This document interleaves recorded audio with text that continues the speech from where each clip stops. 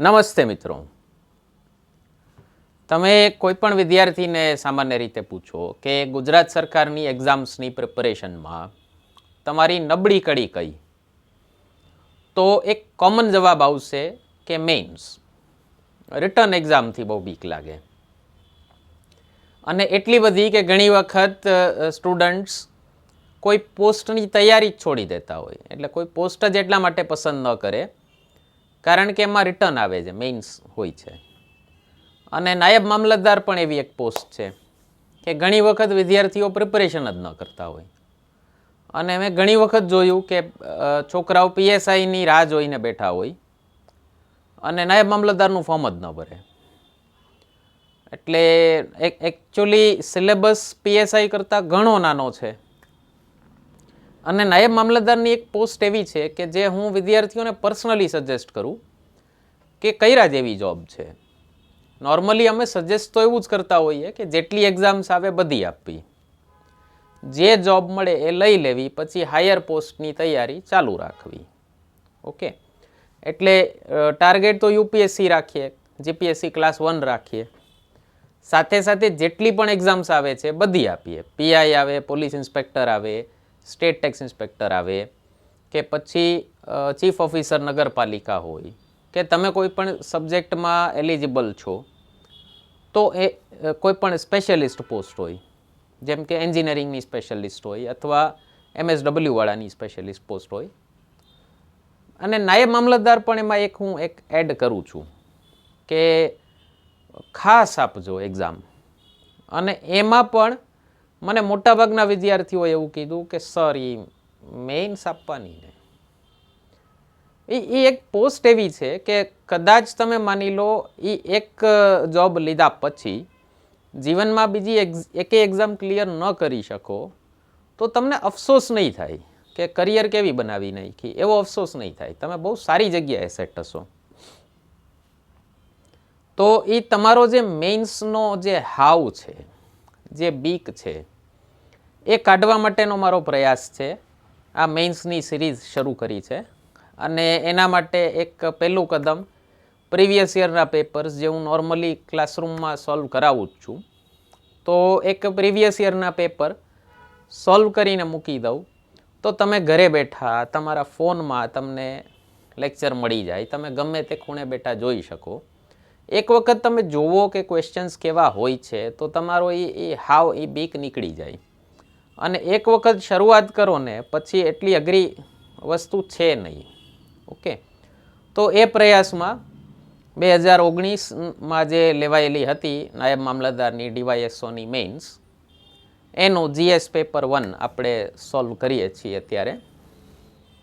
તો સૌથી પહેલાં પેપર 2 સેક્શનમાં છે, સેક્શન એ અને સેક્શન બી. પહેલા સેક્શનમાં 10 ક્વેશ્ચન છે, દરેકના 4 માર્ક્સ છે. દરેકના ટોટલ 40 માર્ક્સ થયા પહેલા સેક્શનના. અને બીજા સેક્શનમાં 6 ક્વેશ્ચન્સ છે, એમાં દરેકના 10 માર્ક્સ છે, તો એના 60 માર્ક થયા. એટલે 100 માર્ક્સનું પેપર થયું તમારું. તો બધા ક્વેશ્ચન ફરજિયાત છે. ઓકે, નાયબ મામલતદારમાં એકેય ક્વેશ્ચનની ઓપ્શનમાં કાઢવાની છૂટ નથી. ક્લાસ 1માં હતી ગયા વખતે. જવાબ પહેલા સેક્શનની વાત કરીએ છીએ આપણે. 10 ક્વેશ્ચન છે, 4 માર્કનો એક ક્વેશ્ચન છે અને 60 થી 70 શબ્દોમાં એનો જવાબ લખવાનો છે. મેઇન્સના મારા અગાઉના લેક્ચર્સમાં પણ વાત કરેલી છે કે મેઇન્સની એક બહુ કી એલિમેન્ટ, એની બહુ ટ્રિકી વસ્તુ એ છે કે ઓછામાં ઓછા શબ્દોમાં તમને જેટલું નોલેજ છે એ વધુમાં વધુ કઈ રીતે પેક કરી અને પ્રિસાઇઝલી સંક્ષિપ્તમાં કઈ રીતે આપવું. અચ્છા, બધા પ્રશ્નો માની લો તમને ન આવડતા હોય તો પણ મૂંઝાવું નહીં.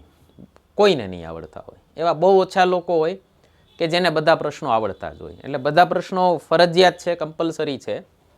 તો ફક્ત એ વસ્તુ જોઈ અને ડિમોટિવેટ ન થઈ જવું કે ઓહો એકે ઓપ્શનમાં નીકળે એમ નથી. થોડો ઘણો ખ્યાલ હોય અને એટલો લખો તો આજે તમારી જીપીએસસી યુપીએસસીની જે મેઇન્સ એક્ઝામ છે એ ટ્રુલી સબ્જેક્ટિવ પેપર છે. સબ્જેક્ટિવનો મતલબ તમને જેટલો ખ્યાલ છે એટલું લખશો તો એટલા માર્ક મળશે. ઓકે, માની લો એક પ્રશ્નમાં 10 પોઈન્ટ હોય અને એ 10 પોઈન્ટ લખવાથી 10 માર્ક મળતા હોય, તમને 5 આવડે છે, 5 લખો તો 5 માર્ક્સ તો મળે, તમે એમ ગેમમાંથી આઉટ ન થઈ જાઓ. ઓકે, એટલે એ વસ્તુ જોઈને મૂંઝાવું નહીં. તો પહેલો પ્રશ્ન જોઈએ. એમાં પૂછ્યું છે NICCERT શું છે, તે સાયબર સ્પેસ માટે કઈ રીતે ઉપયોગી છે. CERT નો ફૂલ ફોર્મ થાય છે કમ્પ્યુટર ઇમરજન્સી રિસ્પોન્સ ટીમ. દરેક દેશમાં એક આ પ્રકારની એક ટીમ બનાવવામાં આવી છે. મેઇનલી જે સાયબર ક્રાઇમ થતા હોય, તમારો કોકે પાસવર્ડ પડાવી લીધો ફોન કરીને, OTP લઈ લીધો, અથવા તમારા કમ્પ્યુટરમાં હેક કરી અને કાંઈ ડેટા ચોરાવી લીધો, ઓકે, માલવેર નાખી દીધો, વાયરસ નાખી દીધું તમારા કમ્પ્યુટરમાં કોકે, એ બધા ક્રાઇમની સાયબર ક્રાઇમની કેટેગરીમાં આવે. ઓનલાઈન થાય છે માટે સાયબર ક્રાઇમની કેટેગરીમાં આવે. ઘણા સ્ટેટ્સમાં હવે સાયબર ક્રાઇમના પોલીસ સ્ટેશન પણ અલગ અલગ ખુલવા લાગ્યા છે. પણ આ CERTનું કામ શું હોય, એના રિલેટેડ સાયબર ક્રાઇમ રિલેટેડ જેટલી પણ ઇન્ફોર્મેશન હોય એ બધી ભેગી કરવી, એનું ઇન્ટેલિજન્સ એટલે એની જાસૂસી કરવી, કે કોઈ જગ્યાએ ખ્યાલ આવે કે ભાઈ ફલાણી જગ્યાએ કોઈ ઓપરેટ થાય છે અને આપણા દેશના કમ્પ્યુટર્સ ઉપર આ રીતનો હુમલો કરી શકે છે, તો એને અટકાવવું, ફરીથી ફ્યુચરમાં ન થાય એના માટેના પગલાં લેવા. તો એના માટેના 3 સ્ટેપ્સ કહેવાય છે: protect, detect and respond. Protect એટલે પહેલી વસ્તુ તો ગાઈડલાઇન્સ જાહેર કરવી લોકો માટે, કે આ રીતના તમે કદમ ઉઠાવો તો તમને જેમ કે મેસેજ આવતો હશે કે કોઈને સાથે OTP શેર ન કરવું, અજાણી લિંકમાં ક્લિક ન કરવી, ઓકે, ઈમેલમાં કાંઈ આવે ડાઉનલોડનો તો એવું ખોટું અજાણ્યા હોય તો ન કરવા, એનાથી તમારા કમ્પ્યુટરમાં હેક થઈ શકે.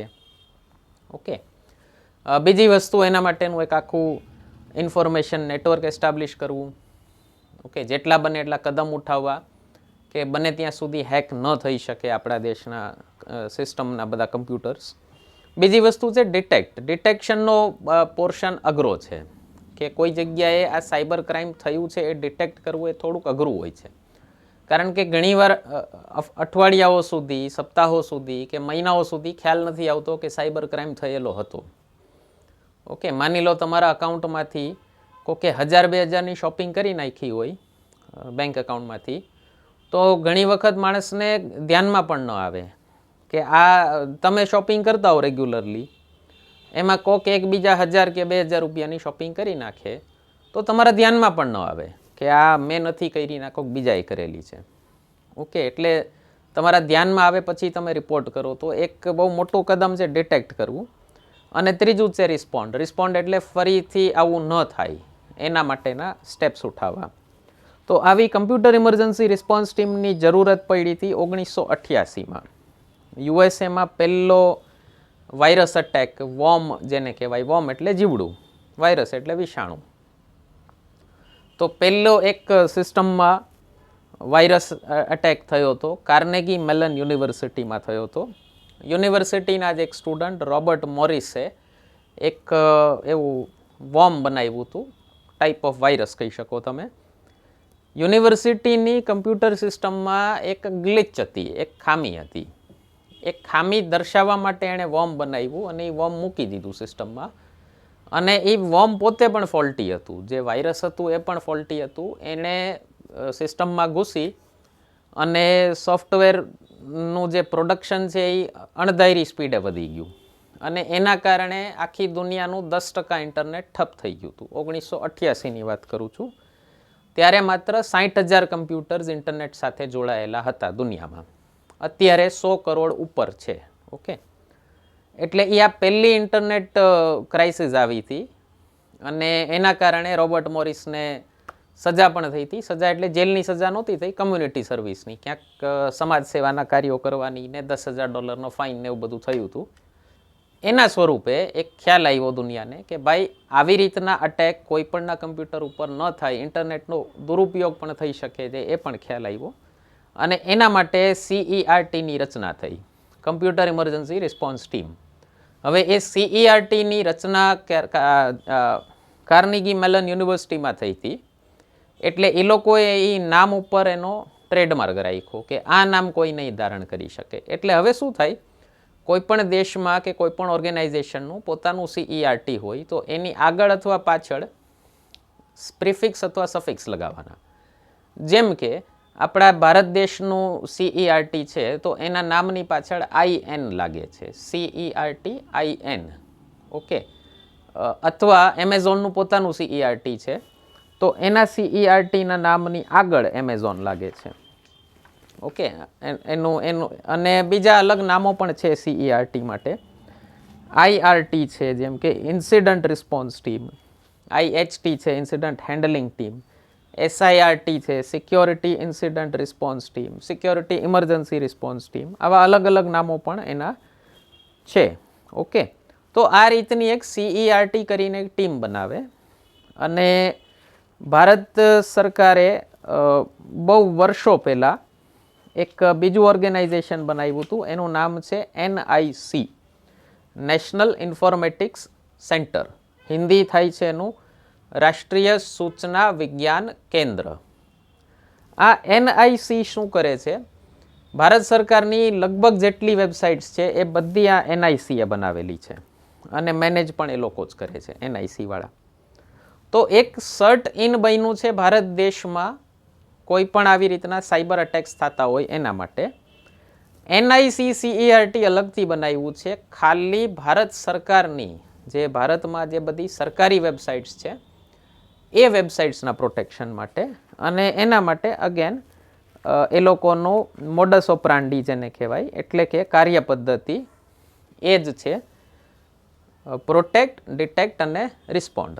અને એના માટે આ NIC CERT પહેલાં સર્ટ ઇન સાથે, જે આખા ભારત માટેની જે ઇમરજન્સી રિસ્પોન્સ ટીમ છે એની સાથે મળી અને કોઓર્ડિનેશનમાં કામ કરે છે, ઇન્ફોર્મેશન શેર કરે એકબીજા સાથે. જેટલી વધુ ઇન્ફોર્મેશન મળે આ બધા મામલાઓમાં કે ભાઈ આટલી આટલી રીતે હેક થઈ શકે છે, એટલી તમારી સિસ્ટમ સિક્યોર કરવાના તમને વધુ રસ્તા મળે, વધુ સોર્સિસ મળે.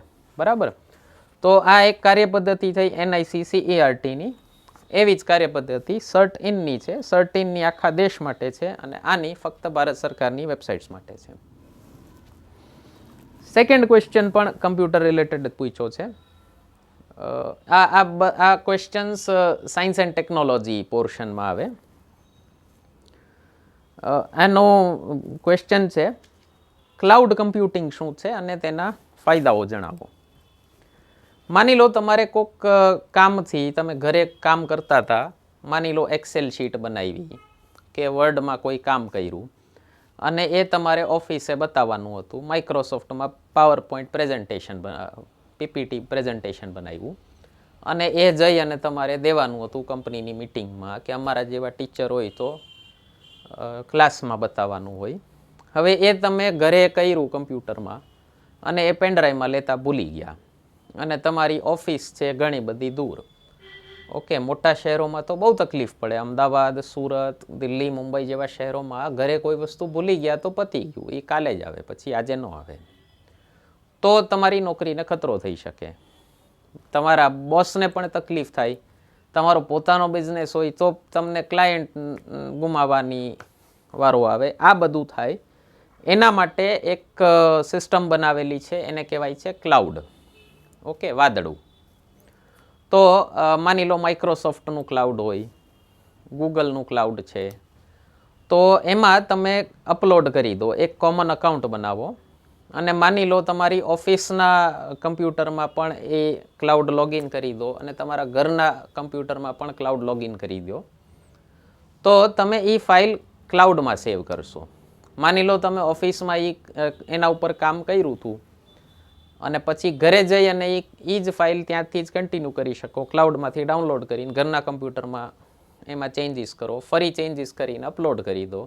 ઓફિસે જાશો ત્યારે તમારે ક્લાઉડમાંથી એ ફાઇલ ખાલી ડાઉનલોડ કરવાની છે, પેનડ્રાઈવ કેરી કરવાની, પેલું ભૂલાઈ ગયું તું લઈ આવતા, એ વસ્તુ ન થાય. ઓકે, એક મોટો ફાયદો ક્લાઉડ કમ્પ્યુટિંગનો આ છે. એને કહેવાય છે ડિવાઇસ એન્ડ લોકેશન ઇન્ડિપેન્ડન્સ. એટલે તમારે તમારું લેપટોપ બધી જગ્યાએ કેરી કરવું જરૂરી નથી અને તમારે લોકેશન કઈ જગ્યાએ છો એ પણ કાંઈ ચિંતા નથી. તમારી સાથે તમારું ક્લાઉડ તમારા ફોનમાં ભેગું ફરી શકે છે. ઓકે, ઓનલાઈન છે એટલે તમને ગમે ત્યારે એ વસ્તુ પ્રકટ થઈ જશે. માની લો તમે એક્ઝામની પ્રિપરેશન કરો છો અને તમારે ફોર્મ ભરવા માટે પેલો સ્કેન કરેલો ફોટો જોતો હોય તો એ પણ એમાં સ્ટોર કરી શકો, તમારા ડોક્યુમેન્ટ સ્ટોર કરી શકો. તમે ભારતમાં કે દુનિયાના કોઈ પણ છેડે હો અને જીપીએસસી યુપીએસસીની ભરતી આવે તો તમે ત્યાંથી ફોર્મ ભરી શકો, તમારું કામ ન અટકે. બરાબર. એના માટે બીજો શબ્દ છે એજિલિટી. એજિલિટી એટલે કોઈ પણ સ્થિતિમાં મૂવ કરવાની તમારી કેટલી સારી સિચ્યુએશન છે એને એજિલિટી કહેવાય. બોક્સિંગમાં ખૂબ જરૂરી હોય. પેલું મીમ જોયું હશે, બોક્સર લોકો જે રીતે મૂવ કરે ને, સામેવાળાનો મુક્કો આવે અને ફટ કરતા મૂવ થઈ જાય, એને એજિલિટી કહેવાય. એટલે તમે તમારા ડેટા સાથે બહુ આરામથી મૂવ કરી શકો છો, કોસ્ટ રિડક્શન થઈ જાય. માની લો તમને એક લેપટોપ ઓફિસે આપ્યું હોય, માની લો પહેલાં જે પીસી આપતા હતા, તો ઘરે પણ તમારે એક અલગથી કોઈ સિસ્ટમ વસાવવી પડે. જાજી સિસ્ટમ વસાવવી ન પડે. ઓકે, એટલી સરળતા થઈ જાય.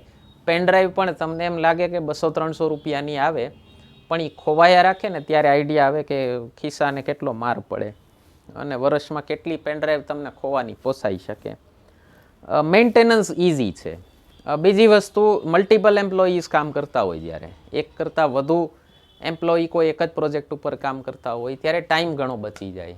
કે તમે પહેલાંને કહો કે ભાઈ ઓલું તારે કરવાનું હતું, એ તું કરીને અપલોડ કરે એટલે બીજું કામ હું કરું, તો ટાઈમ બચે, કોસ્ટ ઘટે. ઓકે, અને આ જે વધારે લોકો કામ કરતા હોય એના માટે કહેવાય છે મલ્ટી ટેનન્સી. બીજો એક ફાયદો થાય, મોટા મોટા બિલ્ડિંગ્સ હોય, તમે જોઈ હશે નવી યુનિવર્સિટીઝ બધી એકડોમાં ફેલાયેલી હોય છે. તો પહેલાં એ લોકોને જે તમે કોઈ સેમ બિલ્ડિંગમાં હો તો તમારે લેન કેબલથી બધાને કનેક્ટ કરવા પડતા. એનો પણ સારો એવો ખર્ચો આવે લેન કેબલથી કનેક્ટ કરવાનો. ઘણીવાર બાજુવાળા બિલ્ડિંગમાં સિસ્ટમ, જ્યાં સર્વર છે ત્યાં સિસ્ટમ ડાઉન હોય તો બાકી બધા જ બિલ્ડિંગ્સમાં ડાઉન થઈ જાય, વસ્તુ તમને મળી ન શકે. એ બધા પ્રોબ્લેમ સોલ્વ થઈ જાય. એટલે ઘણા બધા મલ્ટિપલ ફાયદાઓ છે એના. બીજો એક બહુ મોટો ફાયદો છે, પરફોર્મન્સ તમારું મોનિટર થઈ શકે કોઈ પણ છેડેથી. જે મેઇન માની લો તમારો આઈટીનો હેડ છે એ બેઠો બેઠો બધાનું કામ જોતો હોય તો એ જોઈ શકે કે કોણ સારું કામ કરે છે, કોણ ખરાબ કામ કરે છે, એક જ જગ્યાએ બેઠો જોઈ શકે, કારણ કે એક સાથે બધું ક્લાઉડમાં અપલોડ થાય છે. ઓકે, પ્રોડક્ટિવિટી વધી શકે, કાર્યક્ષમતા વધી શકે, કાર્યશીલતા વધી શકે અને ડિઝાસ્ટર રિકવરી ઝડપથી થઈ શકે. ઓકે, માની લો એક સિસ્ટમ ઠપ થઈ ગઈ અને એનો આખો ડેટા ઉડી ગયો. માની લો તમારા ટેલીના અકાઉન્ટ્સના ચોપડા ઠપ થઈ ગયા, તો ફરીથી લખવાના બધા. ઓકે, તો એની જગ્યાએ ક્લાઉડમાં પડ્યું હોય તો તમે લઈ શકો છો. નુકસાન પણ છે, હેક થઈ જાય તો આખી સિસ્ટમ હેક થઈ શકે. આપણને નુકસાન આમાં પૂછ્યા નથી, અત્યારે માત્ર ફાયદાઓ જ પૂછ્યા છે, તો આપણે એની ચર્ચા કરશું. ત્રીજો સવાલ પૂછ્યો છે, સુવિખ્યાત બિન ગુજરાતી કલાકારો દ્વારા ગવાયેલા ગુજરાતી ગીતો અંગે ટૂંકી નોંધ લખો. અત્યારે તો ગુજરાતી ફિલ્મ ઇન્ડસ્ટ્રી જ ઠપ થઈ ગઈ હતી, આખી મરવા પડી હતી, મૃતઃપ્રાય અવસ્થા જેને કહેવાય. ફરીથી અર્બન ગુજરાતી ફિલ્મોએ રિવાઇવ કરી છે ઇન્ડસ્ટ્રીને. જ્યારે શરૂઆત થઈ હતી ત્યારે ગુજરાતી ફિલ્મનું બહુ સારું કામ હતું. ગુજરાતી ફિલ્મો ઘણી બોલિવૂડની હારોહાર પેરેલલી ચાલતી હતી. પછી સમય સાથે ન મેચ કરી શકી એટલે ઠપ થઈ ગઈ. પણ ત્યારના સમયમાં ગુજરાતી ફિલ્મ ઇન્ડસ્ટ્રીમાં ત્યારના જેટલા પણ હિટ ગાયકો હતા ભારતના, એ બધાએ ગાયેલું છે. ઓકે, ગાયકો તો ગાઈ શકે હા આરામથી. એક્ટર લોકોને થોડોક ઈગો પ્રોબ્લેમ નડતો હોય કે હું રિજનલ ઇન્ડસ્ટ્રીમાં જઈને કામ કરી આવીશ તો હિન્દી ફિલ્મ ઇન્ડસ્ટ્રીમાં મારું નામ ઘટી જશે. થોડુંક એ લોકો હીન દ્રષ્ટિથી જોવે છે. બીજો એક મોટો વાંધો પડે ભાષાનો. ઓકે, ડાયલોગ લાંબા લાંબા યાદ કરવાના હોય. ઓકે, અમુક લોકો વર્સેટાઇલ હોય છે, શ્રેયા સરન જેવા, પ્રભાસ જેવા કે આસીન જેવા, કે જે બંને જગ્યાએ કામ કરી શકતા હોય છે પેરેલલી. પણ ગીતો નાના હોય, ગીતો ગોખવાનો સમય જાજો હોય એની પાસે, 5 મિનિટનું ગીત હોય અને ગીતોમાં એટલી બધી તકલીફ ન થાય, જોઈને ગાઈ શકો તમે, ઇશ્યુ નથી.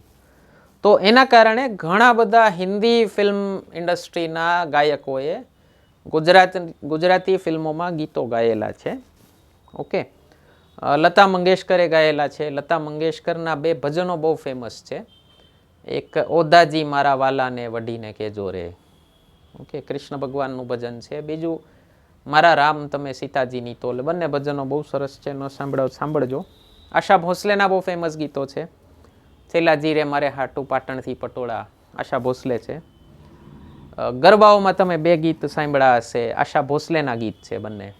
નહીં મેલું રે તારા ફળિયામાં પગ નહીં મેલું, અને માં પાવા તે ગઢથી. ઓકે, એ બંને આશા ભોસલે ગાયેલા છે. કિશોર કુમારનું એક બહુ ફેમસ ગીત, અસરાનીનું પિક્ચર હતું ગુજરાતી, અમદાવાદનો રિક્ષાવાળો. તો અસરાની હીરો છે એમાં, અને કિશોર કુમારે ટાઇટલ સોંગ ગાયું છે અમદાવાદનો. એની પહેલી જ ઓલી ડીડી ડુડુ વાળા અંદાજમાં ગાયેલો છે. મુકેશનું એક ગીત તમે ગરબાઓમાં ઘણીવાર સાંભળ્યું હશે, આવતા જતા જરા નજર તો નાખતા જજો, બીજું તો કંઈ નહીં પરંતુ કેમ છો કહેતા જજો. જગજીત સિંઘની સિંગિંગ કરિયરની શરૂઆત ગુજરાતી ફિલ્મોથી થઈ હતી. એક બહુરૂપિયો નામની ફિલ્મ હતી, બહેરૂપિયો, અને એમાં એણે પહેલું ભજન ગાયું હતું, લાગી રામ ભજનની લગ્ની. મસ્ત ભજન છે, હા, ક્યારેય મોકો પડે તો સાંભળજો. અને મારા personal favourite singer, all time favourite, Mohammed Rafi, એમનું એક ગીત છે, ગુજરાતી ગીત, દિવસો જુદાઈના જાય છે. ન સાંભળ્યું હોય તો સાંભળજો, લેક્ચર પતે પછી તમે આમ ભાવુક થઈ જશો. ઓકે, અને શબ્દો પણ અફલાતૂન છે. હા, એના એટલે આ અગેન આ પેલો એક ક્લાસ 1ની મેઇન્સમાં આપણે ફિલ્મોની ચર્ચા થઈ હતી, સમાંતર સિનેમા, પેરેલલ સિનેમા કઈ રીતે હોય. તો એવો જ એક ક્વેશ્ચન પૂછી લીધો છે જીપીએસસી. પોપ્યુલર કલ્ચર, આ બધાને પોપ્યુલર કલ્ચર કહેવાય. ફિલ્મો હોય, નાટકો હોય, ઓકે, એ બધાને પોપ્યુલર કલ્ચર કહેવાય. તો એમાંથી ઘણા પ્રશ્નો પૂછવા માંડ્યા છે. ઓકે, તો શું કહેવું મારે, સારા ગીતો સાંભળો થોડાક. ઓકે, નેહા કક્કડ અને બીજા બધા લોકો સિવાય, ગુરુ રંધાવા અને એ બધા સિવાય પણ દુનિયા છે એમ, એટલે વેરાયટી રાખવી. હા, યુથ એને કહેવાય જે બધી વસ્તુ, અલગ અલગ વસ્તુઓ માટે ઓપન હોય. ઓકે, તમે ક્લોઝ થઈ જાઓ કે નહીં મારા જન્મ્યા પછીના લોકોનું જ હું જોઈશ, તો તમારે એકે ટેકનોલોજી વાપરવાનો તમને અધિકાર નથી, કારણ કે બધીનું ક્યાંક ને ક્યાંક પૂર્વજોનું તો યોગદાન રહ્યું હશે. ઓકે, તો ઓપન રહેવું થોડુંક કલ્ચર માટે. એના પછીનો ક્વેશ્ચન પણ પોપ્યુલર કલ્ચર ઉપર જ છે. ગુજરાતી ગદ્ય સાહિત્ય, ગદ્ય એટલે પ્રોઝ, એટલે કે જે વાર્તા હોય, નાટક હોય, ઓકે, એ બધાને ગદ્ય કહેવાય. પદ્ય એટલે પોએટ્રી, કવિતા હોય એને પદ્ય કહેવાય.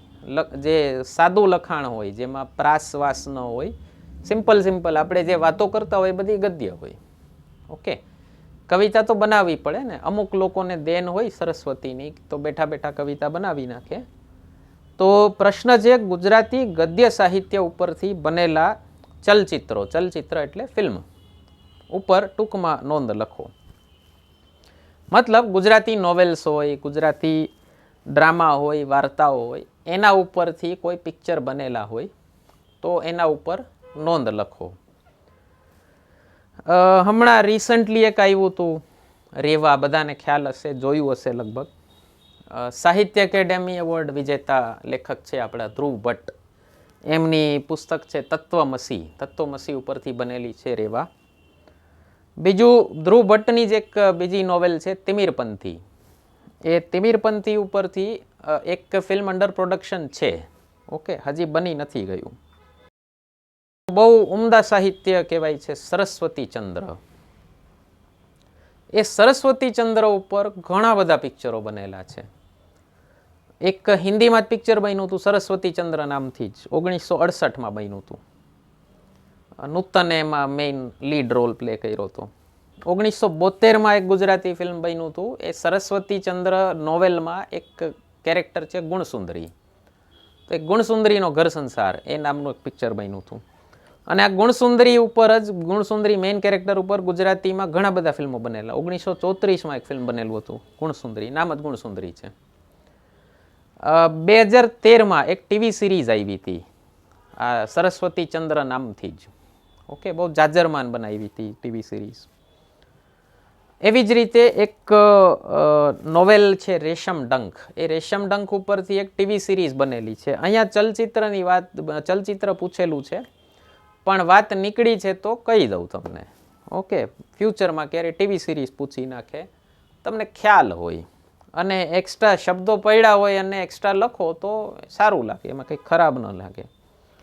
તો રેશમ ડંખ નામથી એક નોવેલ બની હતી, સેમ નામથી એક ટીવી સિરીઝ આવી હતી. હિન્દી ફિલ્મો ઘણા બધા ગુજરાતી ફિલ્મોની કોપી છે. ઘણી જગ્યાએ તો એકનોલેજ પણ નથી કર્યું. ત્યારે શું, આ પ્લેજિયારિઝમનો ટ્રેન્ડ નહોતો. પ્લેજિયારિઝમ એટલે કોઈનું કામ તમે તમારા નામથી ઠોકી બેસાડો, એને પ્લેજિયારિઝમ કહેવાય. હિન્દી ફિલ્મો, ઇંગ્લિશ ફિલ્મોની તો નકલ મારેલી જ છે. ઓકે, હવે ઇન્ટરનેટ આવ્યું ને તમારા બધાના ખિસ્સામાં ફોન આવ્યો ને તમે બધા ટ્વીટ અને વોટ્સએપ ને ઇન્સ્ટાગ્રામ, ફેસબુક કરી અને ડાયરેક્ટર્સને ભોઠા પાડી શકો. અને એ લોકોને પાછું પોતાની ઇજ્જતની બહુ પરવા છે, એટલે સાવ નફટ નથી કે જાઓ કઈ ચોરી થતું હોય એ કરી લો. તો હવે એ લોકો ચોરી નથી કરતા, પહેલાં તો કરેલી છે, બેઠે બેઠી ચોરી કરેલી છે, સીન ટુ સીન કોપી મારેલી છે. ઓકે, એવા ઘણા બધા ફિલ્મો છે. ગોલમાલ, પહેલું ગોલમાલ, અજય દેવગન ને રોહિત શેટ્ટીવાળું, એ બનેલું છે. ગુજરાતી નાટક હતું અફલાતુન, એના ઉપરથી.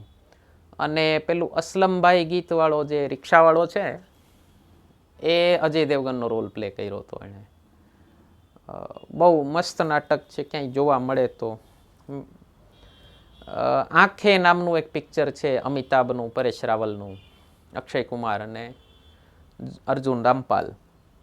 એ લોકોએ એકનોલેજ કરેલું છે, સ્ટાર્ટિંગમાં ક્રેડિટ્સમાં જ આવે છે કે ગુજરાતી નાટક આંધળો પાટો ઉપરથી બનેલું છે. ઓકે, વક્ત, અમિતાભ અને અક્ષય કુમાર, એ પણ એક ગુજરાતી નાટક ઉપરથી બનેલું છે. હમણાં અમિતાભનું આવ્યું હતું 102 નોટ આઉટ, એ પણ ગુજરાતી નાટક ઉપરથી બનેલું છે. અને સની લિયોને અને પેલો ભાઈ રામ કપૂર, એનું એક પિક્ચર આવ્યું હતું કુછ કુછ લોચા હે. એ આપણા ગુજરાતી સ્ટેજ ઇન્ડસ્ટ્રીનું સૌથી હિટ નાટક, ન જોયું હોય તો ખાસ જોજો, લગે રહો ગુજ્જુભાઈ, એની કોપી છે, સિદ્ધાર્થ રાંદેરિયાનું. ઓકે, જે મારા ખ્યાલથી ગુજરાતીમાં એટલું હિટ નાટક હજી સુધી નહીં બન્યું હોય કે. ઓકે, તો એની કોપી છે. અગેન નથી, ક્રેડિટ નથી દીધેલી એણે. ઓકે, દેવી જોઈએ. એના પછીનો પ્રશ્ન સર ક્રીક ઉપર પૂછેલો છે. સર ક્રીક એટલે ભારત પાકિસ્તાનની બોર્ડર ઉપર, અહીંયા ગુજરાતમાં અને પાકિસ્તાનના સિંધ પ્રાંત બંનેની બોર્ડર ઉપર આવેલો એક નાનકડું જળ સ્ત્રોત છે, રિઝર્વોયર કહી શકો. ઓકે, હજી સુધી સર ક્રીક ઉપર જે પ્રશ્નો પૂછાતા હતા, વિવાદિત ક્ષેત્ર છે, એટલા માટે હજી સુધી જે પ્રશ્નો પૂછાતા હતા એનો શું વિવાદ છે, એના ઉપર ક્યારે સંધિ થઈ, 1968માં થઈ હતી, એ સંધિ શું હતી, એના ઉપર ભારતનો સ્ટેન્ડ શું છે. હમણાં 2011માં એના ઉપર કંઈક કાર્યવાહી થઈ હતી, તો એના ઉપર ભારતનો સ્ટેન્ડ શું છે, પાકિસ્તાનનો સ્ટેન્ડ શું છે. એટલે એની હિસ્ટ્રી પૂછેલી છે, એની પોલિટિક્સ પૂછેલી છે.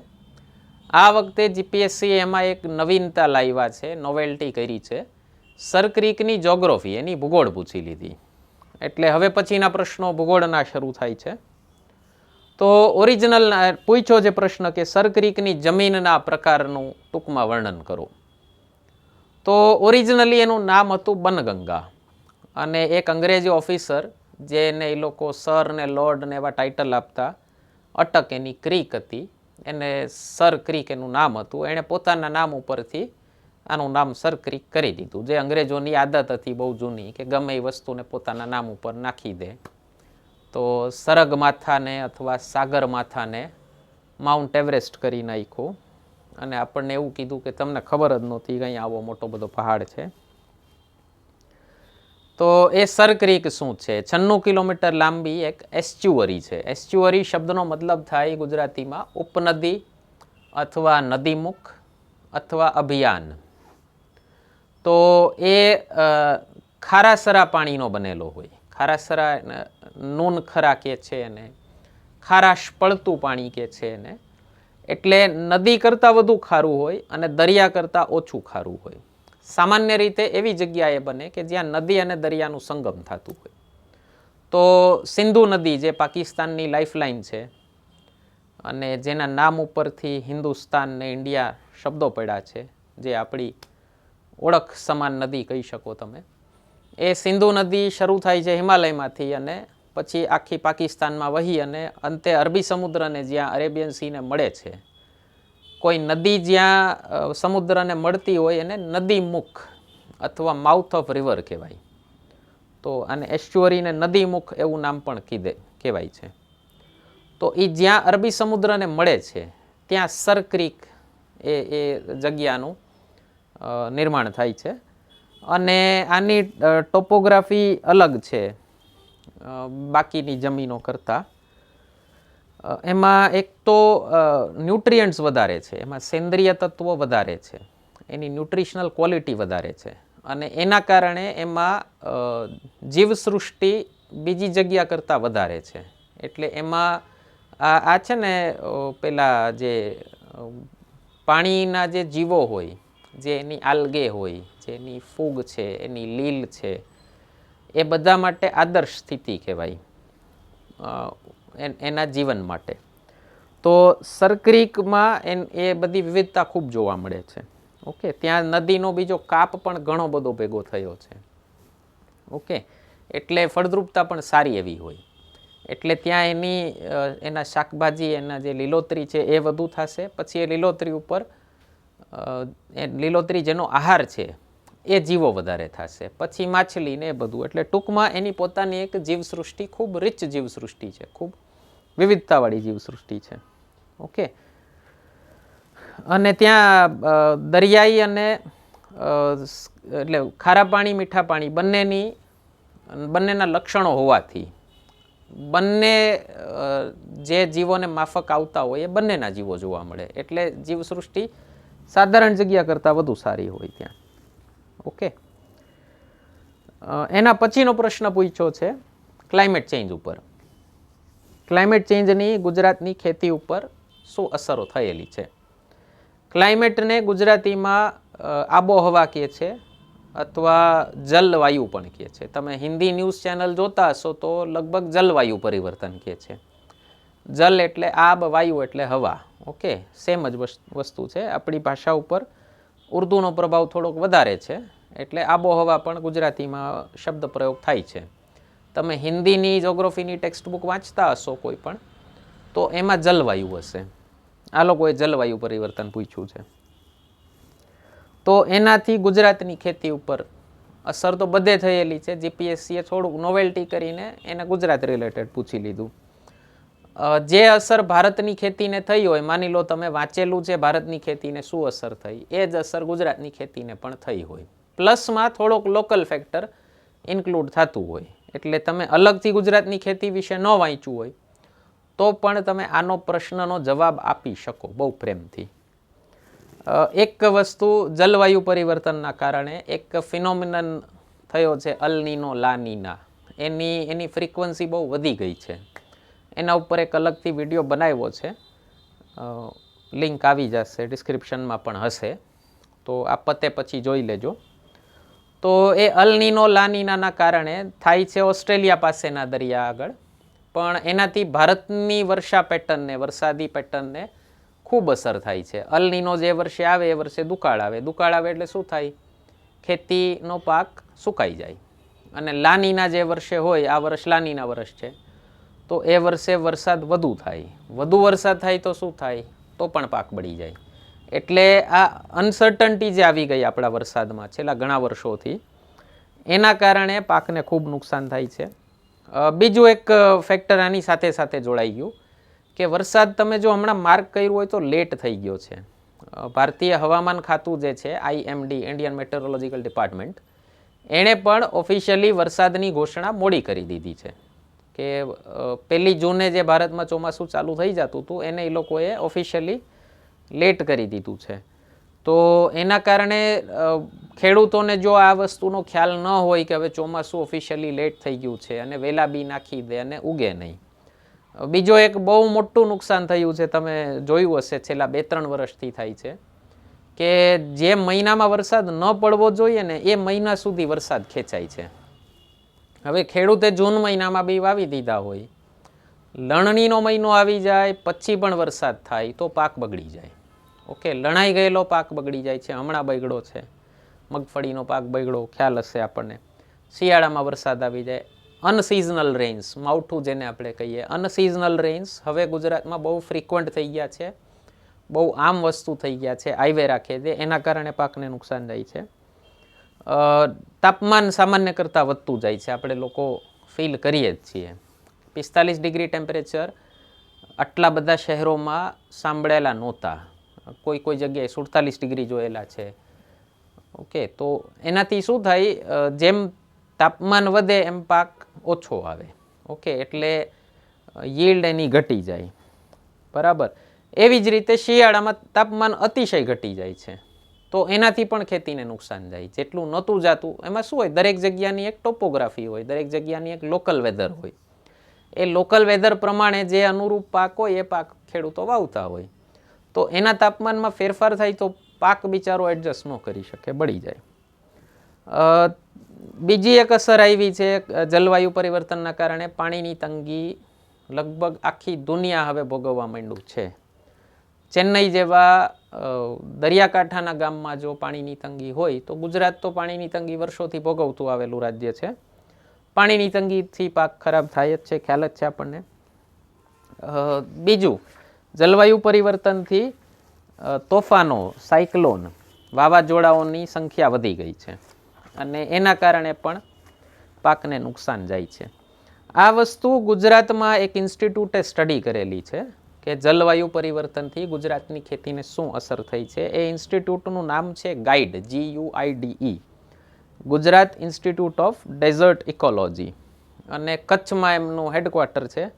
એ લોકોએ 3 વર્ષનું રિસર્ચ કરીને દીધું છે. ઓકે, એના પછીનો પ્રશ્ન છે, તાજેતરમાં ભારતીય અવકાશ સંસ્થાન એટલે કે ઇસરોએ, ઇન્ડિયન સ્પેસ રિસર્ચ ઓર્ગેનાઇઝેશને 29 ઉપગ્રહો સાથે એક રોકેટ છોડ્યું હતું, 29 સેટેલાઇટ લોન્ચ કરી હતી. એની શું વિશેષતાઓ હતી અને શું મહત્વ હતું? આ પ્રશ્ન જ્યારે પૂછ્યો છે એના થોડાક મહિના પહેલાં લોન્ચ થયું હતું. ઓકે, તો કરંટ અફેર્સનો ક્વેશ્ચન છે, સાયન્સ એન્ડ ટેકનોલોજીનો ક્વેશ્ચન પણ છે. તો 1 એપ્રિલ 2019ના PSLV C-45 વાહનમાં આપણે ઇસરોએ આ 29 ઉપગ્રહો એક સાથે છોડ્યા હતા. સૌથી મોટો પ્રોજેક્ટ નથી ઇસરોનો. ઇસરોએ 104 સેટેલાઇટ આની પહેલાં છોડી અને વર્લ્ડ રેકોર્ડ બનાવેલો છે. એ વર્લ્ડ રેકોર્ડ ભારતના નામે છે. ભારત એક સ્પેસ પાવર બની રહ્યું છે. ઓકે, મેં હમણાં એક સિરિયલમાં જોયું, સિરિયલનું નામ છે સ્પેસ ફોર્સ. ઓકે, એ લોકો ભારતની મસ્તી હજી ઉડાડે છે. જે મંગલયાન પિક્ચરમાં તમે જોયું હશે કે ભારતે મંગલમાં છોડ્યું. ઓકે, એ લોકો એવી રીતે જોવે છે, ઇન્ડિયા, અલા ભાઈ અમે વિશ્વગુરુ હતા તો વચ્ચે તમે આક્રમણ કર્યું તો અમારું પતન થઈ ગયું, ફરી થઈ જશું, કોઈ ચિંતા નથી. ઓકે, એટલે ભારત સ્પેસ પાવર છે અને એની નોટ અમેરિકા અને ચાઇના પણ લે જ છે. ઓકે, તો એ વર્લ્ડ રેકોર્ડ ભારતના નામે જ છે. આમાં શું અલગ હતું, એક તો ઘણા બધા દેશોના ઉપગ્રહો હતા. 29માં આપણો મેઇન ઉપગ્રહ હતો, આપણું મેઇન સેટેલાઇટ હતું એમીસાટ. એ એમીસાટ છે એ DRDO માટે, ડિફેન્સ રિસર્ચ ડેવલપમેન્ટ ઓર્ગેનાઇઝેશન માટે સર્વિલન્સનું કામ કરશે. સર્વિલન્સ એટલે દેખરેખ રાખતું હોય, જે સેટેલાઇટ બોર્ડરની ને બધા એરિયાની દેખરેખ રાખતી હોય. ઓકે, એના માટેનું કામ કરવાનું છે. બીજું, 24 ઉપગ્રહમાં હતા અમેરિકાના, 2 હતા લિથુઆનિયાના, 1 સ્વિટ્ઝરલેન્ડનું અને 1 સ્પેનનું.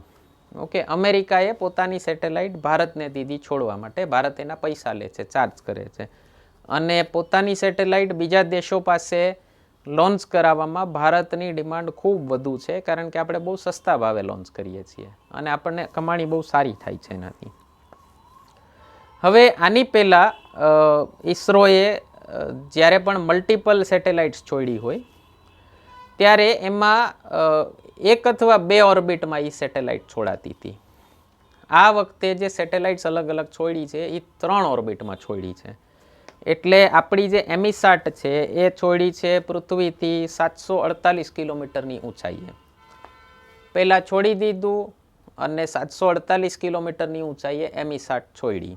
પછી શું કર્યું એ રોકેટે? પૃથ્વીનું એક ચક્કર ફર્યું. મંગલયાન પિક્ચરમાં જોયું હશે કદાચ તમે. પૃથ્વીનું એક ચક્કર ફર્યું, પોલર રિવોલ્યુશન કર્યું પૃથ્વીનું, અને પોતાની હાઇટ ઘટાડી 504 કિલોમીટરે. ત્યાં એણે 28 સેટેલાઇટ બીજી છોડી દીધી. ત્રીજું ચક્કર માર્યું અને 485 કિલોમીટરે આવ્યું. અને જે રોકેટ હતું જેણે છોડ્યું છે, ઓકે, એ પોતે સેટેલાઇટ બની ગયું. રોકેટમાં ઘણા બધા સ્ટેજીસ હોય, ઓકે, 4 સ્ટેજીસ હોય. એટલે જે ફ્યુલ જેમાંથી ખતમ થતું જાય ને એ સ્ટેજ એ એજેક્ટ કરતું જાય, છોડતું જાય નીચે જમીન ઉપર. તો એ રોકેટ પોતે બહુ મોંઘું હોય અને એ વેસ્ટેજમાં જતું હતું.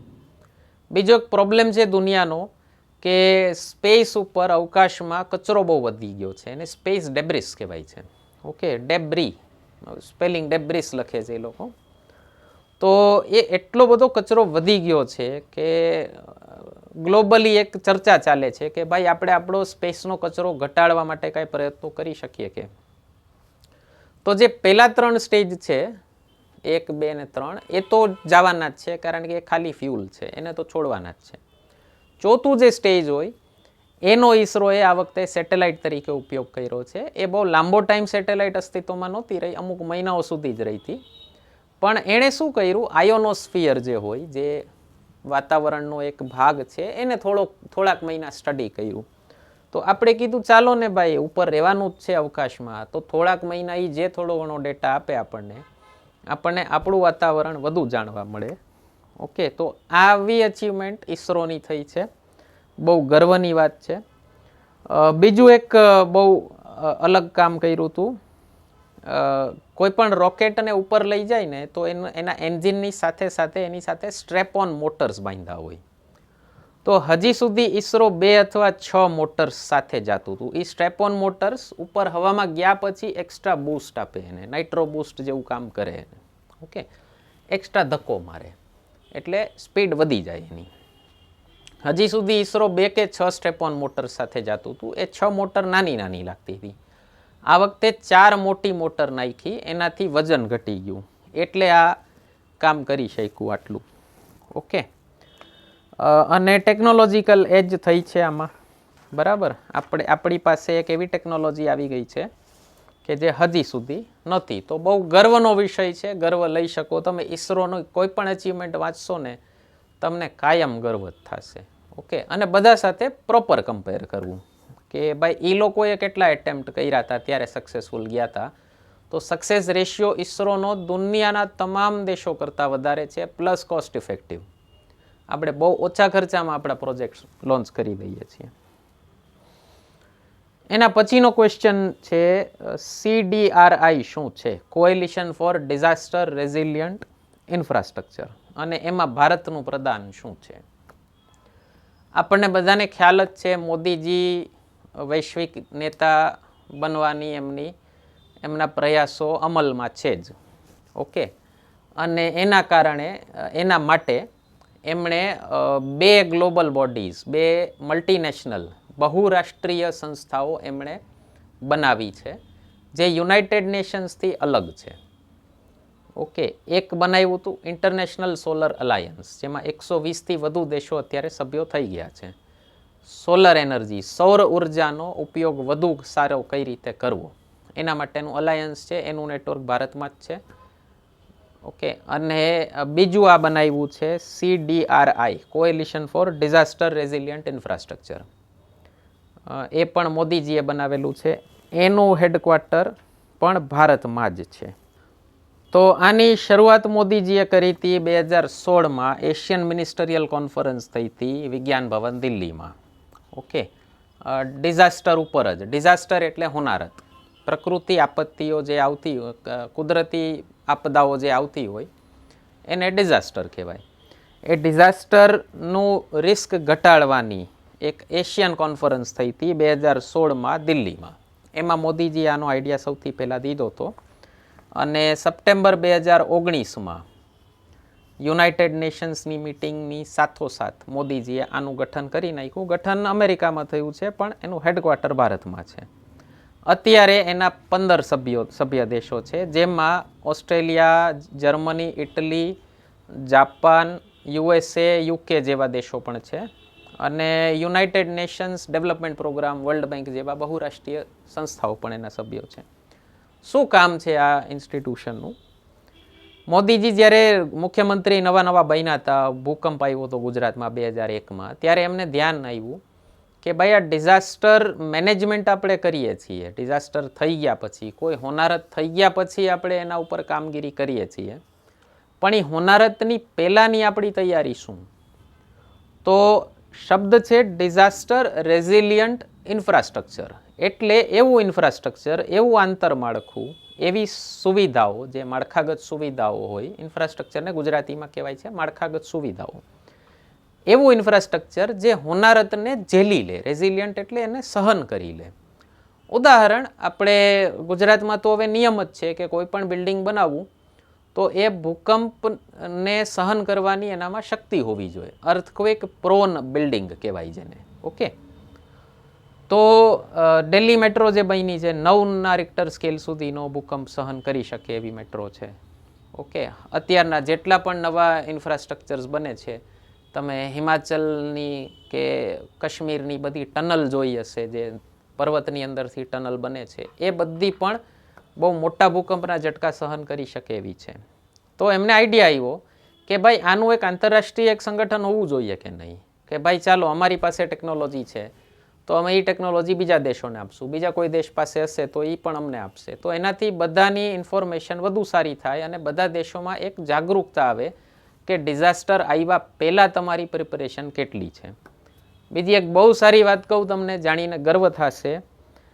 ડિઝાસ્ટર પોસ્ટ ડિઝાસ્ટર મેનેજમેન્ટમાં ભારતનો નંબર દુનિયામાં સૌથી સારો છે. 1 નંબરનું કામ છે ભારતનું અને યુનાઇટેડ નેશન્સે ભારતને આમાં સ્વીકારેલું છે કે વર્લ્ડ લીડર છે. આપણો એક અપ્રોચ છે zero casualty approach. Zero casualty એટલે ડિઝાસ્ટરના કારણે, પ્રાકૃતિક આપત્તિના કારણે એક પણ મોત ન થવી જોઈએ. કેઝ્યુઅલ્ટી એટલે મૃત્યુ. હમણાં ફાની કરીને એક તોફાન આવ્યું હતું, વાવાઝોડું આવ્યું હતું, તો વાવાઝોડાની જેવી આપણને પૂર્વ સૂચના મળે, જેવી એની ઇન્ફોર્મેશન મળે, એવી પોપ્યુલેશનને સીધું જે એકદમ રિસ્કવાળા એરિયા હોય ત્યાંથી શિફ્ટ કરી નાખે. તો એ ફાનીવાળા તોફાનમાં પણ, સાયક્લોનમાં પણ ઇલેક્શન વચ્ચે આવ્યું હતું. હા, એ સાયક્લોન લોકસભાનું ઇલેક્શન ચાલતું હતું અને આવ્યું હતું. એમાં વૈશ્વિક સંસ્થાઓએ આપણા વખાણ કરેલા છે ભારતના, કે બહુ સારી કામગીરી કરી હતી અને માણસોને મરવા નથી દેતા. અને બીજા એક સંગઠનનું અનુમાન છે કે આ તમે ડિઝાસ્ટરનું પ્રી પ્લાનિંગ કરવામાં જો $1 નાખો ને તો એ તમારી GDPના $60 બચાવી શકે. હોનારતમાં તમારું નુકસાન એટલું ઓછું થાય. ઓકે, તો એના માટે આ ભારતે આ બનાવેલું છે અને ભારત જ લીડર છે. ભારતનું પ્રદાન શું છે કહી શકો, ભારત પોતે જ લીડર છે. આ બધું તમે લખી શકો એમાં. એના પછીનો પ્રશ્ન છે ગુરુત્તમ અને લઘુત્તમ ભરતી ટૂંકમાં સમજાવો. સ્પ્રિંગ ટાઇડ એન્ડ નીપ ટાઇડ એટલે કે દરિયામાં ભરતી આવતી હોય, બધાને ખ્યાલ હશે, દરિયાનું પાણી એકદમ ઉપર આવી જાય અને પાછું અંદર વયું જાય. તો જે ઉપર આવે એને ભરતી કહેવાય અને જે પાછું જાય, દરિયો જ્યાં હોય એનાથી નોર્મલ જગ્યાથી પાછો ખેંચાઈ જાય એને ઓટ કહેવાય. ઇંગ્લિશમાં ટાઇડ અને એબ. ઓકે, હિન્દીમાં જ્વાર અને ભાટા કહે છે. તો જે મોટી ભરતી છે એને કહે છે ગુરુત્તમ ભરતી ગુજરાતીમાં. ઇંગ્લિશમાં કહે છે સ્પ્રિંગ ટાઇડ. સ્પ્રિંગ ટાઇડ શબ્દ આવ્યો છે ઇંગ્લિશમાં, એક ફ્રેઝ છે સ્પ્રિંગિંગ ફોર્થ. ઓકે, એટલે કે ઠેકડો મારીને આગળ વધવું, એને કહે છે સ્પ્રિંગ ટાઇડ. અને નીપ ટાઇડ એ નાની ભરતી છે. તો ભરતી શું કામ આવે છે દરિયામાં, સૌથી પહેલાં એ જોઈએ. આપણને ખ્યાલ છે કે પૃથ્વી સૂર્યની પ્રદક્ષિણા ફરે છે, એવી જ રીતે ચંદ્ર પૃથ્વીની પ્રદક્ષિણા ફરે છે. અને પૃથ્વી ઉપર સૂર્યનું, ચંદ્ર ઉપર પૃથ્વીનું ગુરુત્વાકર્ષણ છે. ઓકે, ગ્રેવિટેશનલ ફોર્સ છે. આ ગુરુત્વાકર્ષણ આપણા દેશમાં તો 2000 વર્ષ જૂનો સિદ્ધાંત છે. ન્યૂટન કરતાં ઘણા વર્ષો પહેલાં આપણા દેશના વૈજ્ઞાનિકોએ એનો ખોજ કરી દીધી હતી. તો બહુ મસ્ત શબ્દ છે સંસ્કૃતમાં, ગુરુત્વાકર્ષણ. એનો સંધિ વિચ્છેદ કરો તો થાય ગુરુત્વનું આકર્ષણ. ગુરુ એટલે મોટો, જે મોટું ઓબ્જેક્ટ છે એનું આકર્ષણ નાના ઉપર હશે, એટલે નાનાને મોટાનું આકર્ષણ હશે. એટલે પૃથ્વી સૂર્ય ઉપર સૂર્યનું પૃથ્વી ઉપર ગુરુત્વાકર્ષણ છે. એના કારણે પૃથ્વી સૂર્યથી છૂટી નથી પડી જતી. આપણે જ્યાં પૃથ્વી સૂર્યની પ્રદક્ષિણા જે ઓર્બિટમાં, જે ભ્રમણ કક્ષામાં ફરતા હતા, એ જ ભ્રમણ કક્ષામાં કરોડો અબજો વર્ષથી ફરીએ છીએ. એ ગુરુત્વાકર્ષણ ન હોય તો શું થાય? પૃથ્વી દૂર વહી જાય સૂર્યથી. તો એકાદા વર્ષે ઠંડી જાજી લાગે, બીજા વર્ષે ખબર પડે કે શીતયુગ આવી ગયો છે, મરી ગયા માણસો. ઓકે, એકાદા વર્ષે નજીક વહી જાય તો આપણે ભડકે બળી જાય. ઓકે, આ 50 ડિગ્રી છે એની બદલે 70 ડિગ્રી ટેમ્પરેચર થઈ જાય તો મરી જાય આપણે. ઘરમાંથી બહાર કેમ નીકળવું? ઘર બચે કે નહીં? ઘરે ઓગળી ન જાય ને. ઓકે, તો એવું ન થાય એના માટે શું હોય? બેયનું એકબીજા ઉપર પરસ્પર ગુરુત્વાકર્ષણ હોય. ઓકે, એટલે સૂર્ય પૃથ્વીને પકડી રાખશે અને પૃથ્વી સૂર્યની અંદર ઘૂસી નહીં જાય. એટલે બેયનું એકબીજા ઉપર ઓપોઝિટ ડાયરેક્ટ ગ્રેવિટેશનલ ફોર્સ કામ કરતો હશે. એવી જ રીતે ચંદ્ર ઉપર પૃથ્વીનું કામ કરે છે ગુરુત્વાકર્ષણ. હવે આ ત્રણેય જ્યારે સાયકલ મારશે ત્યારે એની જે ગ્રેવિટી, કમ્બાઇન્ડ ગ્રેવિટી છે, એના કારણે દરિયામાં ભરતી અને ઓટ આવે છે. શું કામ? દરિયામાં પાણી સૌથી તરલ પદાર્થ છે, સૌથી લિક્વિડ ફોર્મ છે. એટલે ચંદ્રનું કે સૂર્યનું પૃથ્વી ઉપર ગુરુત્વાકર્ષણ આવે ને તો એ પૃથ્વીના પાણીને પોતાની તરફ ખેંચે, આકર્ષે. એટલે એ પાણી થોડુંક ઊંચકાય. હમણાં સદગુરુની એક બહુ મસ્ત વાત જાણવા મળી મને કે આપણી અંદરનું પાણી પણ ઊંચકાય પૂનમના અને અમાસના દિવસે. આપણે એટલે વ્રત કરતા, ખાઈ નહીં એમ, પાણી ઊંચકાવાનું જ છે તમારી અંદરનું, એટલે ઉપવાસ કરતા. ઓકે, તો આ કઈ રીતે ફંક્શન કરે છે? ચંદ્ર પૃથ્વીની પ્રદક્ષિણા ફરે ત્યારે એ 4 જગ્યાએ ઊભો રહે. ઓકે, જ્યારે પૂનમ અને અમાસ છે ત્યારે પૃથ્વી, ચંદ્ર અને સૂર્ય ત્રણેય એક જ લાઈનમાં હશે. ઓકે, જ્યારે સૂર્ય અને પૃથ્વી પછી ચંદ્ર હશે ત્યારે પૂનમ હશે. કારણ કે સૂર્યનો આખો પ્રકાશ ચંદ્ર ઉપર પડે છે અને એ પ્રકાશ આપણને રિફ્લેક્ટ થશે, એટલે આપણને આખો ચંદ્ર દેખાશે. અને અમાસ હશે ત્યારે ચંદ્ર છે એ સૂર્ય અને પૃથ્વીની વચ્ચે હશે. દર અમાસે ને પૂનમ ગ્રહણ એટલે નથી થતા કે એ લોકો એક લીટીમાં નથી, થોડાક ટિલ્ટેડ છે, પોતાની એક્સિસ ઉપર થોડાક ત્રાંસા ઊભા છે. ઓકે, તો એ ત્રણેય જ્યારે એક લાઈનમાં હશે ત્યારે આપણા દરિયાના પાણી ઉપર ગ્રેવિટેશનનો ફોર્સ સૌથી વધુ હશે. એટલા માટે અમાસની અને પૂનમની જે ભરતી હોય એ દરિયામાં ગુરુત્તમ ભરતી કહેવાય. અને 7મી તિથિ, આપણા જે ચંદ્ર મહિનાની 7મી તિથિ હોય, ઓકે, એટલે દર 2 વીકે એ સમય આવે જ્યારે ચંદ્ર અને સૂર્ય રાઈટ એંગલ, કાટખૂણો બનાવશે પૃથ્વીથી. ઓકે, પૃથ્વી વચ્ચે રહે ને બંને વચ્ચે કાટખૂણો બને, તો ત્યારે ગુરુત્વાકર્ષણની ઇફેક્ટ ઘટી જશે પાણી ઉપર, આપણા દરિયાના પાણી ઉપર. એટલા માટે ત્યારે ભરતી નાની આવે. ઓકે, તો મહિનામાં 2 વખત ગુરુ ભરતી આવે, 2 વખત લઘુ ભરતી આવે. ઓકે, આટલો સિમ્પલ કન્સેપ્ટ છે એનો. અને દરિયો શું કામ વધારે પ્રભાવિત થાય છે? આપણને ખ્યાલ છે કે 70% પાણી છે, 30% જેવી જમીન છે, 71-29. ઓકે, તો આપણી પૃથ્વીમાં પાણી વધારે છે એટલા માટે દરિયાને સૌથી વધુ અસર થાય છે. ઓકે, આટલો સિમ્પલ એક કન્સેપ્ટ છે એનો. એના પછીનો પ્રશ્ન પૂછ્યો છે, તાજેતરમાં ભારતીય સેના દ્વારા બનાવવામાં આવેલ મૈત્રી પુલની ખાસિયતો જણાવો. ઓકે, એ પણ આ ક્વેશ્ચન જ્યારે પૂછ્યો તો એની થોડાક સમય પહેલાં જ પૂછાયેલો હતો, કરંટ અફેર્સમાં રહેલો હશે. આવા બધા પ્રશ્નો જોઈને મૂંઝાઈ ન જવું, કે આવા કેટલા બ્રિજ પૂછે છે, એમ આમ ચોપડી લઈને ન બેઠા હોય જીપીએસસી વાળા કે હાલો એકાદો બ્રિજ પૂછી નાખો ને એકાદો રસ્તો પૂછી નાખો. કાંઈક એનું કરંટ અફેર્સમાં ન્યૂઝમાં એને લગતું આવ્યું હોય તો જ લગભગ પૂછ્યું હોય. ઓકે, તો ભારતીય સેનાના એનું એક વિંગ છે, એની એક રેજિમેન્ટ છે, એને કહેવાય છે fire and furry corps. Okay, ઇંગ્લિશમાં એને કોર કહે છે, કોર, પણ આપણે લખે છે કોર્પ્સ. એનું એક વિંગ છે, ભારતીય સેનાની એક regiment fire and furry corps, એનું એક વિંગ છે સાહસ ઓર યોગ્યતા. એ સાહસ ઓર યોગ્યતા એના એન્જિનિયર્સ છે આ લોકોના, એ લોકોએ બનાવેલો છે આ બ્રિજ. 260 ફીટ લાંબો બ્રિજ છે, લેહમાં બનાવેલો છે સિંધુ નદી ઉપર. ફક્ત 40 દિવસની અંદર આખો બ્રિજ બનાવી નાખ્યો.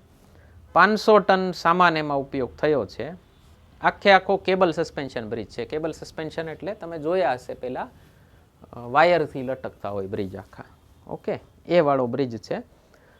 બીજી ખાસિયત આ બ્રિજની એ હતી કે કારગિલ યુદ્ધ આપણે જે દિવસે જીતા હતા, વિજય દિવસ જે હોય છે, એના 20 વર્ષ પૂર્ણ થતા હતા અને એના માટે આ મનાવવામાં આવ્યું હતું બ્રિજનું ઉદ્ઘાટન કરીને. અને એક બીજી બહુ મોટી ખાસિયત, તમે જોયું હશે આપણા દેશમાં કોઈ પણ વિકાસ કાર્ય થાય તો એનું ઉદ્ઘાટન કરવા નેતાઓ આવતા હોય. આનું ઉદ્ઘાટન આર્મીના રિટાયર્ડ જવાનોએ કરેલું છે. કયા જવાનોએ? જેણે 47-48ના યુદ્ધમાં ભાગ લીધો હોય, કાશ્મીરવાળું પહેલું યુદ્ધ, જેણે 62ના પાકિસ્તાન ચાઇનાવાળા યુદ્ધમાં ભાગ લીધો હોય, 71વાળામાં કે 99વાળામાં કે 65વાળા પાકિસ્તાનવાળા યુદ્ધમાં ભાગ લીધો હોય, એ સૈનિકોએ મળી અને આનું ઉદ્ઘાટન કર્યું હતું. અને જેમણે ફાઇનલ ઓલું જે રિબિન કટિંગ સેરેમની હોય, એમનું નામ હતું નાયક ફુનચોક આંગદુસ. ઓકે, રિટાયર્ડ છે, 89 વર્ષના રિટાયર્ડ આર્મી જવાન છે, એમણે આનું ઉદ્ઘાટન કર્યું હતું. આ મુખ્ય એની વિશેષતાઓ છે. ઓકે, તો આપણે આ પેપર સોલ્યુશન સિરીઝ આપણી કન્ટિન્યુડ છે. આ નાયબ મામલતદાર DYSOની 2019માં જે મેઇન્સ પરીક્ષા લેવાની, એનું સેક્શન એ હતું, ભાગ પહેલો હતો. ભાગ બી, સેક્શન બી માટે નેક્સ્ટ વિડીયો જોજો, એની લિંક આવી જશે તમારા ડિસ્ક્રિપ્શનમાં, અહીંયા ક્યાંક પડી હશે એની લિંક. ઓકે, તો કન્ટિન્યુ કરીએ છીએ, સેકન્ડ પાર્ટમાં મળીએ આપણે. આ પાર્ટને લગતા કાંઈ પ્રશ્નો રહી ગયા હોય તો કમેન્ટ સેક્શનમાં પૂછી શકો છો.